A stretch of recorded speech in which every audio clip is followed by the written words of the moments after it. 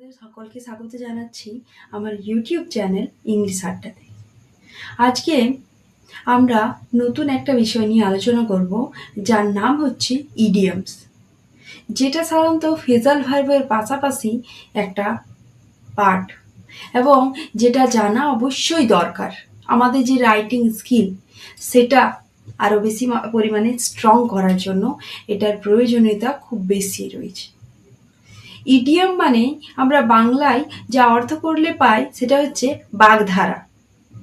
এবার বাগধারা যে আক্ষরিক অর্থ সেটা কিন্তু যে ভেতরের যে অর্থ সেটা থেকে একেবারেই আলাদা থাকে।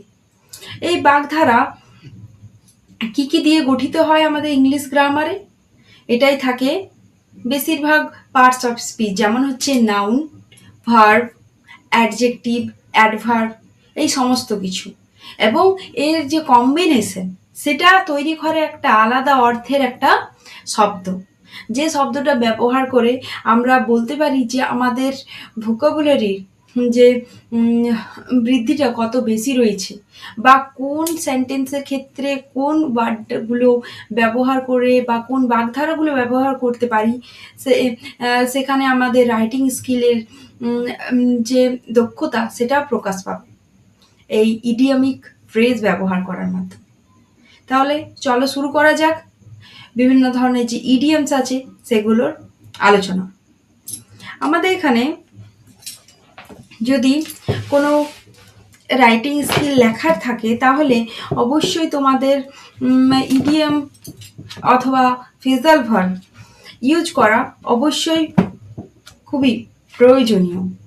সেখান থেকে তোমার বোঝা যায় যে তোমার লেখাটা কত বেশি পরিমাণে হাই লেভেলের বা কত বেশি পরিমাণে লো লেভেলের।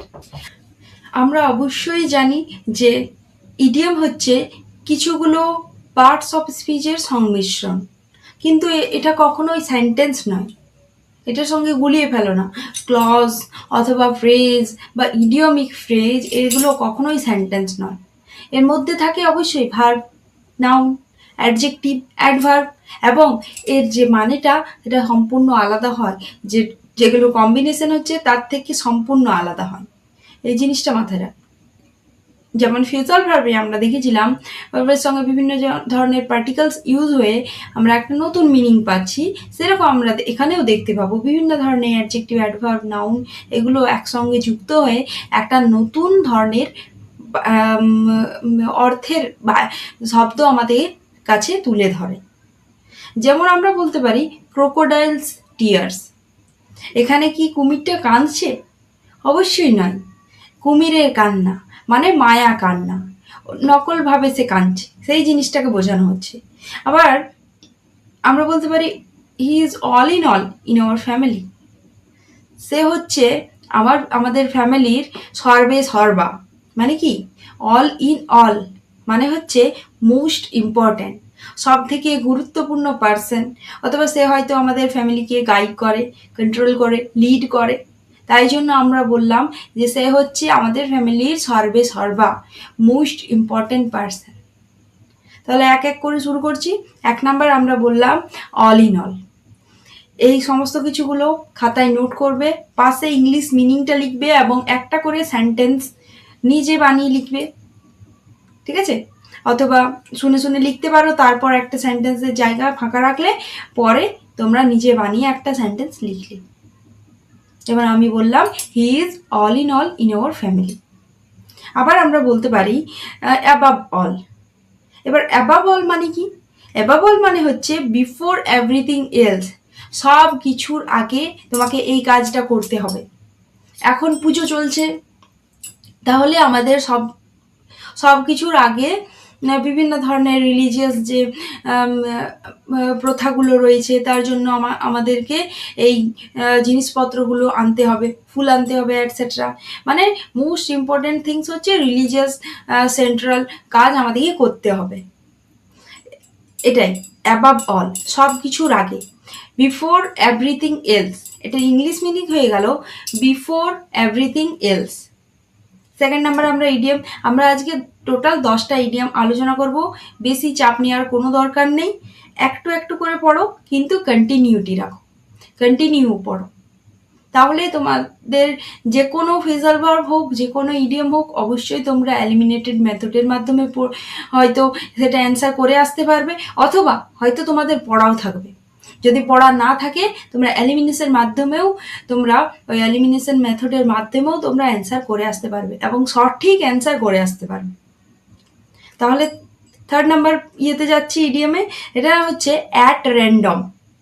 এমনিতে আমরা জানি র্যান্ডম মানে পরপর ধারাবাহিকভাবে, অ্যাট র্যান্ডম মানে কি এমলেসলি, এমলেসলি, এমলেসলি মানে হচ্ছে লক্ষ্যহীনভাবে, লক্ষ্যহীনভাবে, যে উইদাউট লক্ষ্যে ছুটে বেড়ায়।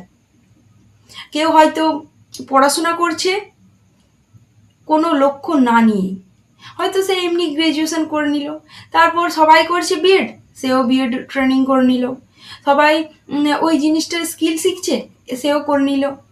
আসলে তার কোনো লক্ষ্য নেই যে এই পরীক্ষায় আমাকে পাস করে এই লাইনে যেতে হবে, ওই টিচার লাইনে, ওই ডক্টর লাইনে, সামথিং। অথবা আমার নিজের হতে পারে, নিজের জন্য আমাকে শিক্ষিত করার জন্য, যাতে কেউ না ঠকাতে পারে, এই জন্য হয়তো আমরা পড়াশোনা করছি, এরকমও কিছু লক্ষ্য নেই। তাহলে আমরা বলবো at random. He is at random about his work, অথবা she was at random about his work, about her work.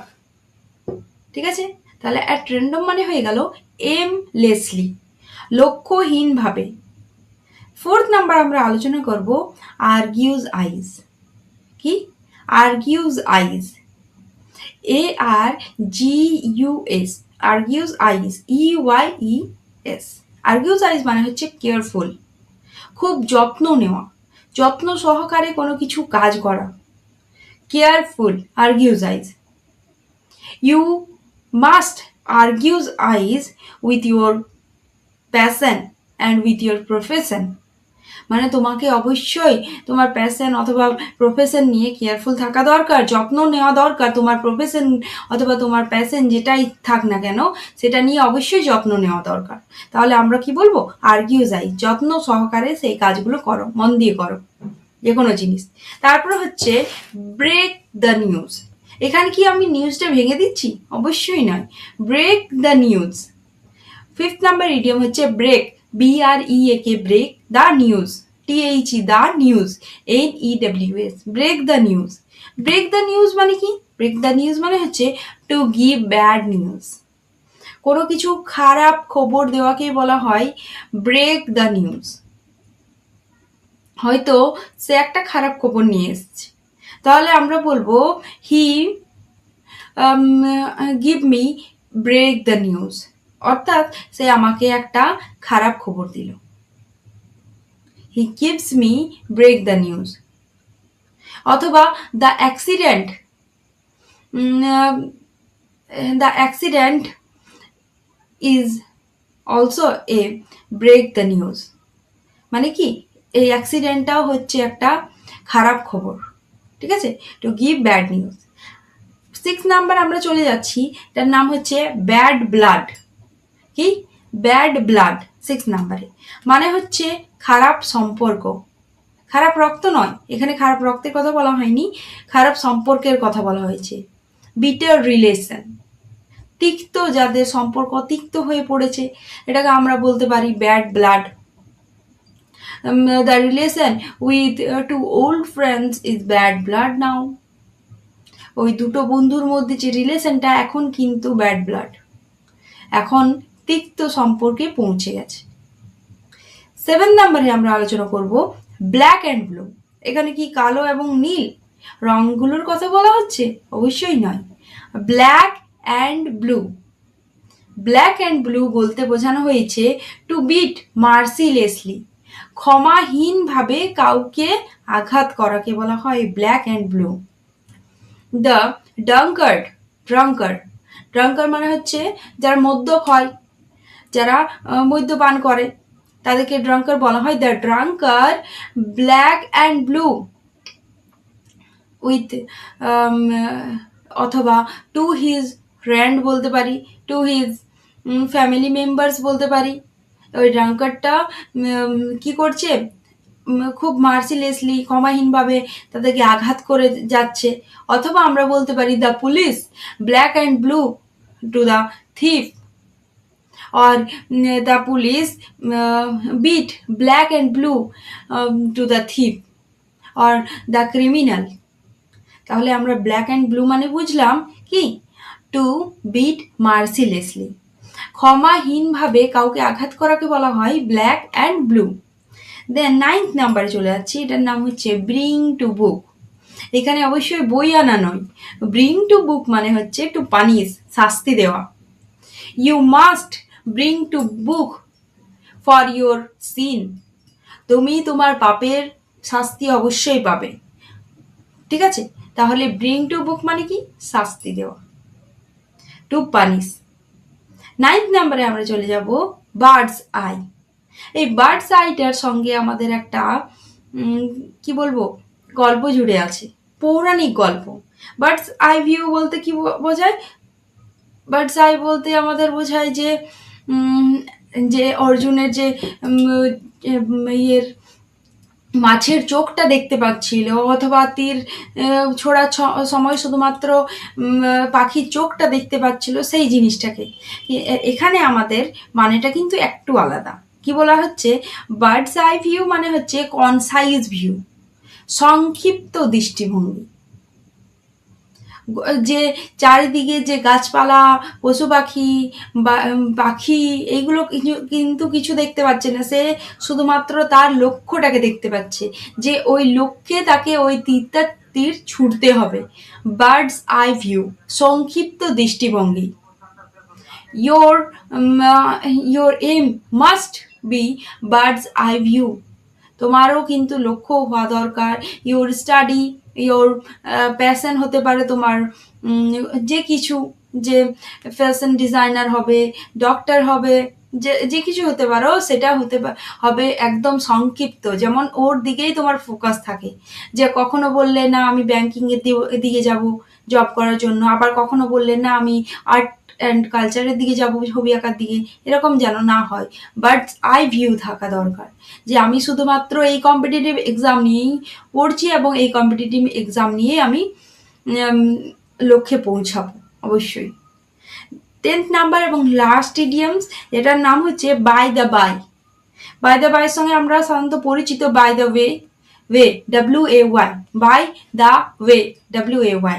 By the way মানে হচ্ছে উপায় দ্বারা, মানে ওই জিনিসটা ছেড়ে অন্য জিনিস নিয়ে বাই দ্য ওয়ে আমরা অন্য টপিক নিয়ে আলোচনা করতে পারি।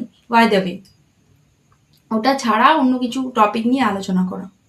By the way we should discuss another topic about our study etc. তাহলে আজকে আমাদের এই পর্যন্তই থাক। তোমরা কন্টিনিউ ইডিয়মসগুলো ডেইলি একবার করে দেখবে, একবার করে রিডিং দেবে, এবং প্রত্যেক দিন যদি পারো তাহলে অবশ্যই একটা করে সেন্টেন্স লিখবে। তাহলে তোমাদের টেন্সও এক রকমের রিভাইজ হয়ে গেল। এদিকে ফেজাল ভার্ব হতে পারে, ভার্ব হতে পারে, কখনো তুমি ভার্ব ইউজ করলে, কখনো ফেজাল ভার্ব ইউজ করলে, আবার সেই ইয়েতেই ইডিয়ামের যে লাইনটা লিখছো সেখানেই কখনো অন্যান্য নাউন, কালেকটিভ নাউন ইউজ করলে সেখানে আমরা আবার ভার্বের ব্যবহার হয়ে গেল, যে এখানে আমরা সিঙ্গুলার ভার্ব ইউজ করব, কোথাও আমরা আবার প্লুরাল ভার্ব ইউজ করব। এভাবে তোমরা নিজের প্র্যাকটিস চালিয়ে যেতে পারো। তাহলে আজকে এই পর্যন্তই থাক। থ্যাংক ইউ, ভালো থাকো, সুস্থ থাকো।